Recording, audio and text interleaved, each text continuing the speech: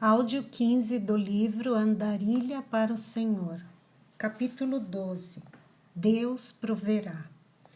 Não leveis bolsa, nem alforge, nem alparcas, e a ninguém saudeis pelo caminho. E ficai na mesma casa, comendo e bebendo do que eles tiverem, pois digno é o obreiro de seu salário. Lucas 10, 4 e 7.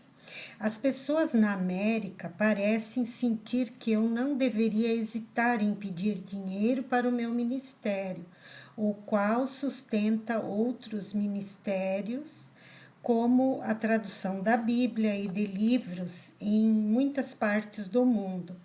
No entanto, desde o princípio de meu ministério, eu senti que era errado pedir dinheiro até mesmo para as despesas de viagem.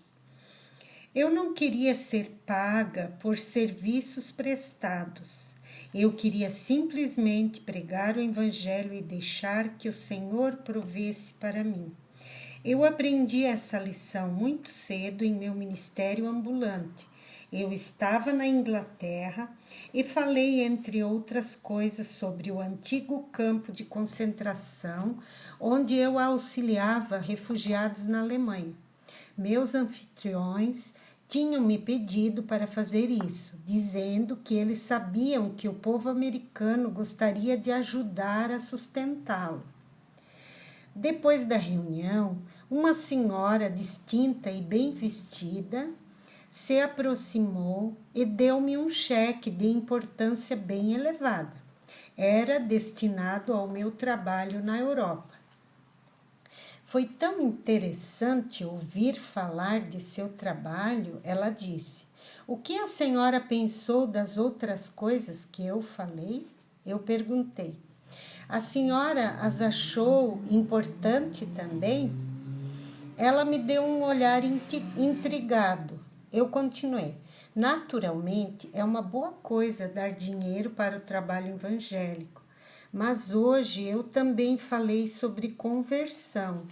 Deus não quer um pouco de seu dinheiro, Ele quer todo o seu coração, Ele quer possuí-la completamente. Deus não me deixa receber seu cheque, eu o devolvi a ela. Enquanto eu estava falando, reparei que um olhar insolente e orgulhoso apareceu em seus olhos. Com muita deliberação, ela arrumou a capa de peles em volta do pescoço. Então, sem responder nada, foi-se embora arrogantemente. Quando voltei para o meu quarto e olhei tristemente para os outros cheques que tinham sido dados para mim, estaria Deus falando comigo? Seria errado falar de meu próprio trabalho enquanto ao mesmo tempo eu incitava as pessoas a se converterem ou a perdoarem seus inimigos?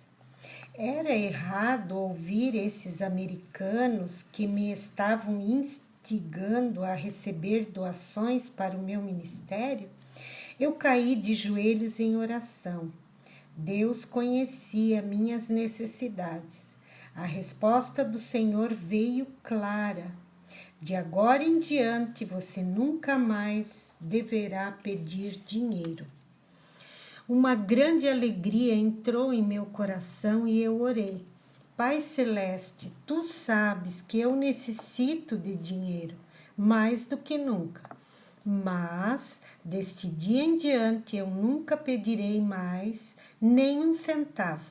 Nada de garantias antes que eu venha para falar, nada de dinheiro para a viagem, nem mesmo um lugar para ficar.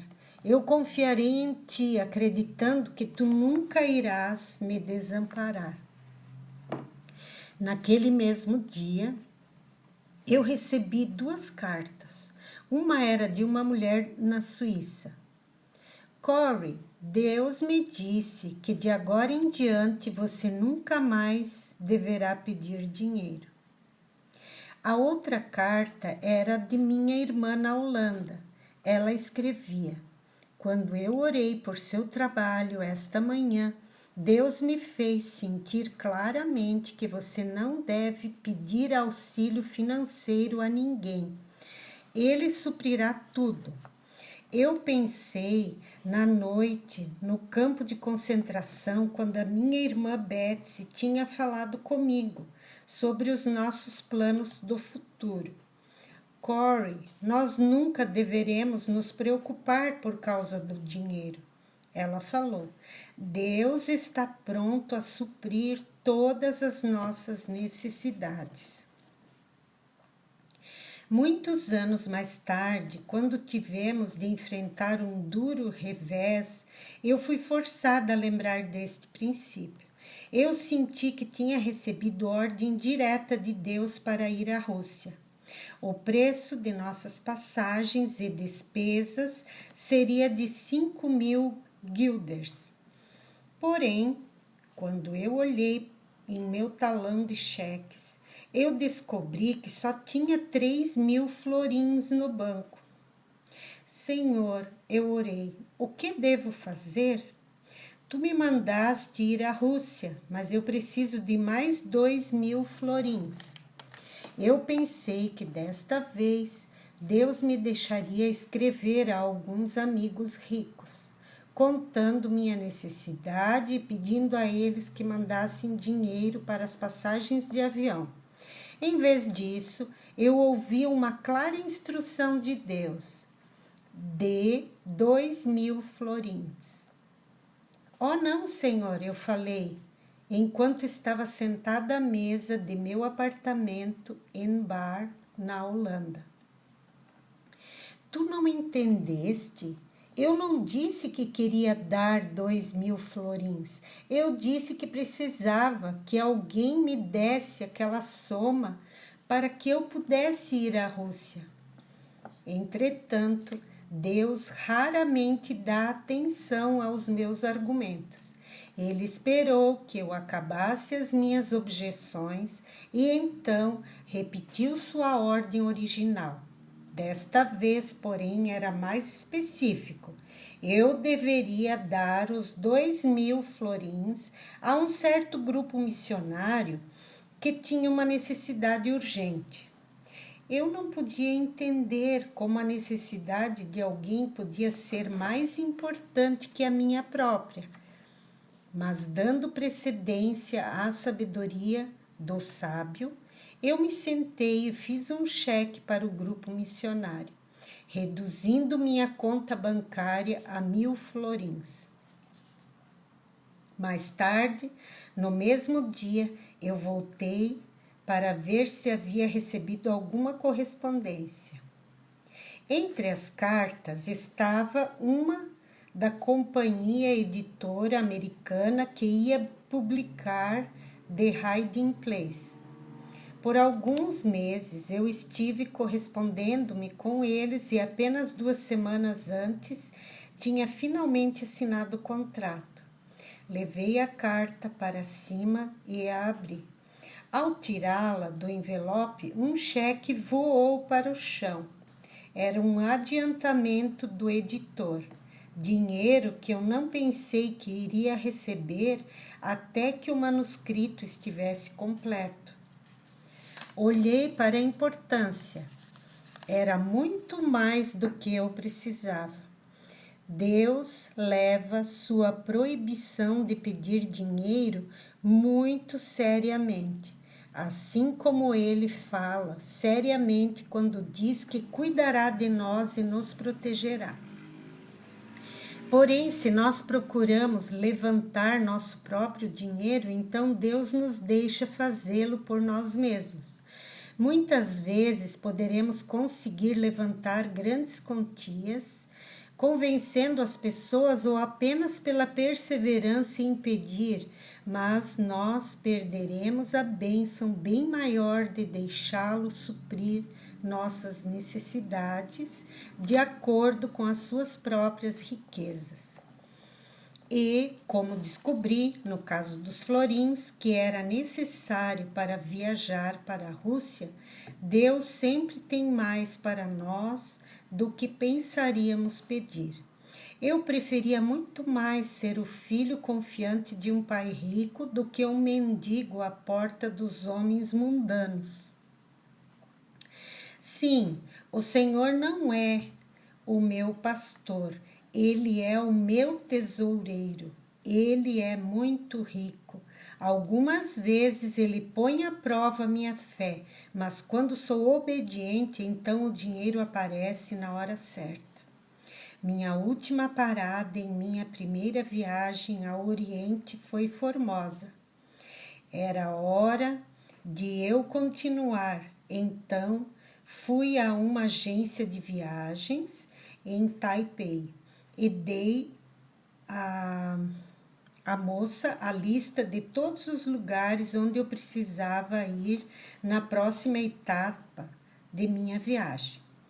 Hong Kong, Sydney, Auckland, então de volta a Sydney, Cape Town, Tel Aviv e finalmente Amsterdã. A agente de viagens tomou nota de tudo e então perguntou: qual é o seu destino final? O céu, eu respondi simplesmente. Ela me deu um olhar espantado. Como se soletra isso? C-E-U. Eu soletrei devagar. Depois que ela anotou, ficou olhando para o papel. Por fim, levantou a vista. Oh, agora eu estou entendendo. Ela falou com um sorriso. Mas eu não queria dizer isso. Mas eu queria, disse. E você não precisa anotar porque eu já tenho minha passagem. A senhora tem uma passagem para o céu? Ela perguntou admirada. Como a senhora recebeu? Há cerca de 2000 anos, eu disse, notando seu genuíno interesse. Houve alguém que comprou o meu bilhete para mim. Eu só tinha que aceitá-lo. Seu nome é Jesus e ele pagou minha passagem quando ele morreu na cruz por meus pecados. Um empregado chinês, trabalhando na mesa ao lado, ouviu nossa conversa e se juntou a ela. O que a senhora diz é verdade, ele falou para sua colega. Eu virei-me e olhei para o chinês. Você tem reserva no céu? Eu lhe perguntei. Seu rosto se iluminou num sorriso. Sim, eu tenho, ele falou, assentindo entusiasticamente. Muitos anos atrás, quando eu era criança no continente, eu recebi Jesus como meu Salvador. Isso me faz um filho de Deus com um lugar reservado na casa do Pai. Então você também é meu irmão, eu falei, apertando-lhe a mão. Virando para o outro empregado, eu disse: quando você não tem um lugar reservado no avião e tenta embarcar, você enfrenta dificuldades. Mas quando você não tem um lugar reservado no céu e chega a hora de partir, você está em dificuldade muito maior. Eu espero que meu irmão aqui não descanse até que você tenha feito sua reserva no céu.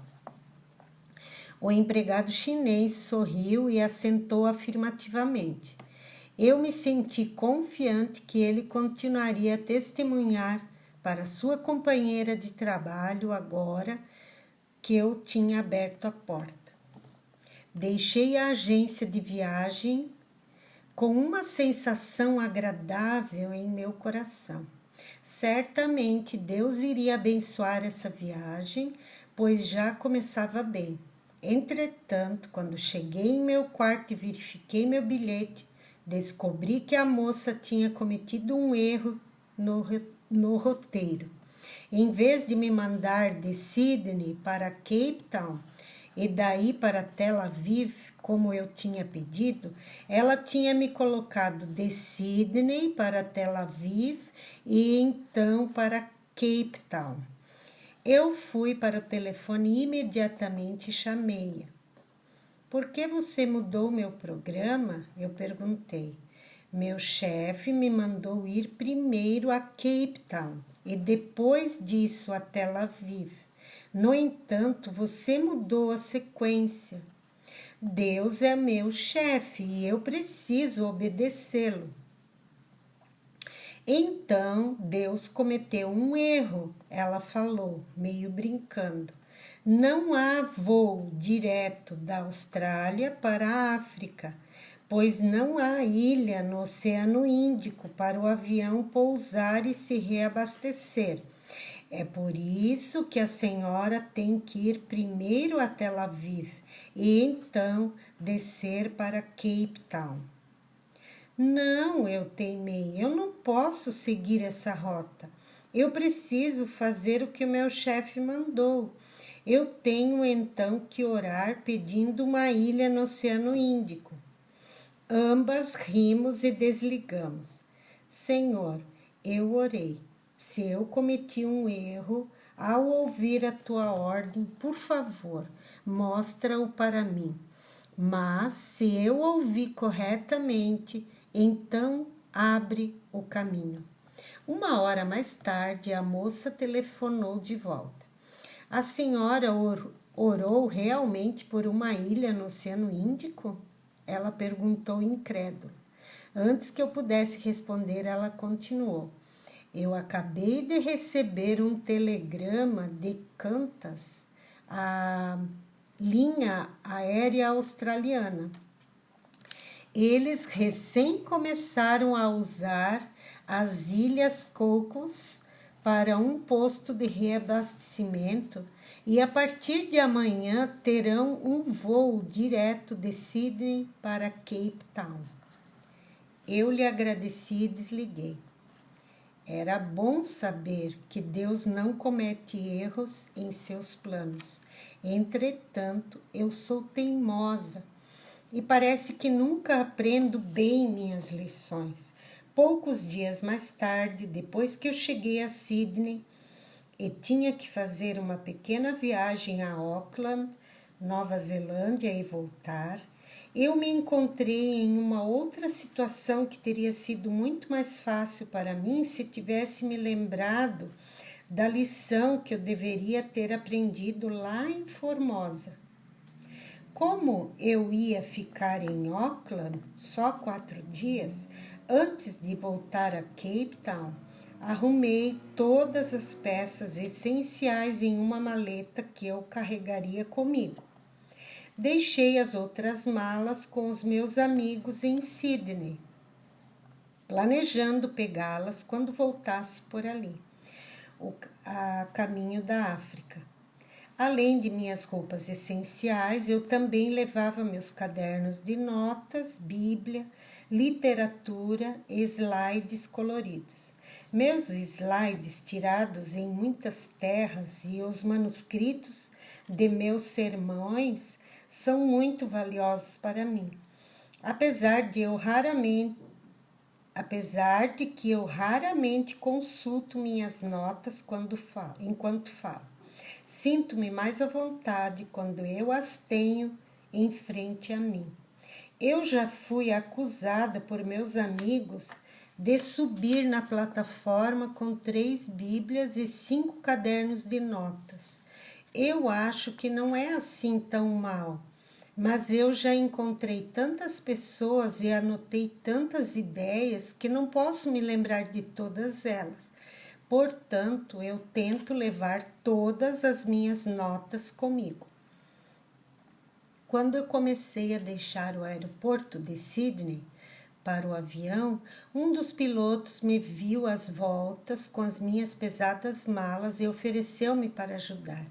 Eu tenho que ir à sala de rádio primeiro, ele disse, mas depois eu levarei a sua mala diretamente para seu lugar. Eu hesitei em deixar minha mala, porque estava cheia de tudo que eu precisava para o resto da viagem, sem falar nos tesouros de uma vida inteira. Pode confiar em mim, ele insistiu. Eu chegarei no avião antes da senhora e deixarei a sua mala no banco. Relutantemente, eu me separei de minha mala e observei o piloto enquanto ele saía pela porta. Alguns minutos depois, nós embarcamos no avião e eu fui para o meu lugar. A mala não estava lá. Alarmada, chamei a aeromoça. Ela me assegurou que a mala tinha sido colocada com o resto da bagagem e estava perfeitamente segura. Eu tentei me acomodar no assento enquanto decolávamos, mas tinha uma sensação desagradável por dentro. O avião fez uma escala em Melbourne antes de cruzar o mar de Tasmânia para a Nova Zelândia. Porém, quando aterrissamos em Melbourne, havia uma mensagem de rádio esperando por mim. Como Jó, o que eu mais temia tinha acontecido comigo. A mensagem era de Sydney. Uma mala pertencente a Corrie ten Boom tinha sido deixada na sala de rádio. Eu estava frustrada e com raiva. Eles não podem enviar para mim? Eu perguntei ao agente de passagem.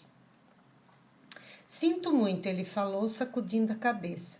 A única maneira que nós temos de fazê-la chegar à senhora é mandá-la em nosso próximo avião para Roma, depois Tel Aviv e então... Oh, eu gemi, fazendo sinal para que se calasse. Ela não vai chegar. Ela contém todos os meus tesouros terrenos e não está nem trancada. Diga-lhes apenas para segurá-la em Sydney. Eu a pegarei dentro de 4 dias quando voltar. Nesse meio tempo, eu não tenho nada, nem uma escova de dente. Embarquei novamente no avião e afundei no meu lugar desanimada, com raiva e cheia de ressentimento. No voo de Sydney a Melbourne, eu tinha testemunhado à aeromoça minha fé em Jesus Cristo. Eu lhe tinha dito que Jesus sai vitorioso de todas as situações e que Ele nos dá o poder de louvá-lo em todas as circunstâncias. Agora, no entanto, eu não me sentia nem um pouco disposta a louvá-lo. Olhei para cima quando a aeromoça se inclinou para mim. Como deve ser maravilhoso ser um cristão numa hora destas, ela falou. A maioria das pessoas estaria cheia de raiva e ressentimento. Eu forcei um sorriso e disse, bem, deve haver uma razão. Nada acontece por acaso a um filho de Deus. Mesmo estando a falar uma verdade, eu não estava tendo uma vitória. Vitória seria eu não ter nenhum ressentimento e no momento eu estava transbordando de ressentimento. Era já tarde da noite, quando o avião decolou de Melbourne. Seria um voo noturno para Auckland. E eu tentei ajeitar-me confortavelmente. Abaixo de nós estava o mar, só com os motores do avião a nos segurar no céu. Eu cochilei com interrupções e acordei com cheiro de fumaça na cabine. Os outros passageiros estavam acordados também, e alguns deles estavam de pé na passagem, demonstrando alarma. Momentos depois, a aeromoça estava no meu lugar. Eu tenho boas notícias para a senhora, ela falou gentilmente. Nós vamos voltar a Sydney para pegar sua mala. Sim, na verdade, boas notícias para mim, eu falei. Mas diga-me, estamos em grande perigo? Não, disse ela sorrindo com doçura e afofando meu travesseiro. Nós só estamos tendo alguma dificuldade com o sistema hidráulico, não há perigo. Eu a segui com os olhos, enquanto ela ia de lugar em lugar, assegurando a todos os passageiros que não havia perigo. Inclinei-me e perguntei ao homem do assento do outro lado da passagem o que queria dizer dificuldades hidráulicas. São más notícias, ele disse. Toda a parte mecânica do avião depende do sistema hidráulico. Os flaps, os mecanismos de direção, até o trem de aterrissagem é controlado pelo sistema hidráulico. O fogo está neste sistema. Isso quer dizer que o piloto pode perder o controle do avião a qualquer momento. Recostei-me de novo no assento e tentei olhar pela janela. Abaixo de nós estava o negrume do mar da Tasmânia. O cheiro de fumaça ainda era forte na cabine. Eu não estava com medo da morte. Muitas vezes, quando prisioneira, eu a tinha encarado. Eu lembrei as palavras de Dwight Moody, que dizia assim: o vale da sombra da morte não tem escuridão para os filhos de Deus. Deve haver luz, de outro modo não haveria sombra. Jesus é a luz, ele vence a morte. Eu sabia, porém, que eu não estava bem com Deus, porque não estava bem com o homem. Eu ainda tinha ressentimento no meu coração e sabia que ele tinha que ser removido antes mesmo que eu orasse. Eu me reclinei no assento e abri meu coração a Deus, confessando meu ressentimento por minha mala, que não valia nada para mim agora que poderíamos mergulhar no mar, e pedindo-lhe que me perdoasse. Então eu orei: Senhor, talvez eu o veja muito em breve. Eu te agradeço porque todos os meus pecados foram limpos pelo sangue do Cordeiro. Eu abri os olhos e olhei em volta de mim. E os outros? Me perguntei. Estarão preparados para morrer? Ninguém estava dormindo. Todos estavam sentados alertas em seus lugares. Eu notei uma mulher ocupada passando batom e sacudia a cabeça. Que bobagem pensar em entrar na eternidade de lábios pintados. Eu sentia um forte impulso de me levantar e dizer às pessoas ao meu redor: amigos, talvez em alguns minutos nós entremos na eternidade. Vocês sabem para onde estão indo? Estão preparados para aparecer diante de Deus? Ainda há tempo de aceitar o Senhor Jesus, mas eu não podia falar nada. Eu queria levantar-me e insistir com aqueles para virem a Jesus, mas não podia. Eu estava envergonhada do Evangelho do Senhor Jesus Cristo. E não só isso, também havia medo em meu coração. Finalmente, fizemos uma aterrissagem, uma boa aterrissagem em Sydney. Minha mala foi-me devolvida, mas não havia alegria em meu coração.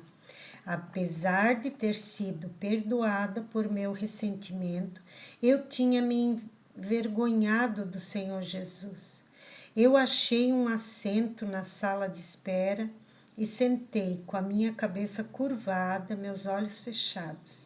Amado Senhor, eu não sirvo para ser missionária.